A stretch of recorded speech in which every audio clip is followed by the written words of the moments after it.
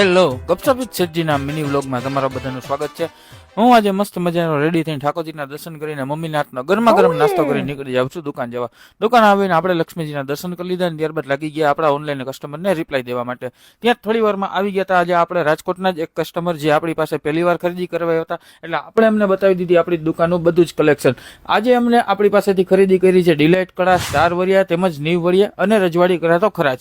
તો તમે પણ આવી જ બેંગલ્સની ખરીદી કરવા માંગો છો તો આજે જ અમારા બેંગલ્સ પોઈન્ટના પેજને ફોલો જરૂરથી કરો. આ કસ્ટમરનું કામ પત્તાની સાથે જ વાગી ગયા હતા બપોરના 2, એટલે આપણે બેસી ગયા જમવા અને જમીને લાગી ગયા આપણા શોર્ટિંગનું કામ કરવા માટે. આપણો આ શોર્ટિંગનું કામ પૂરું થતાની સાથે જ વાગી ગયા સાંજના 5 ને આવી ગઈ ચા.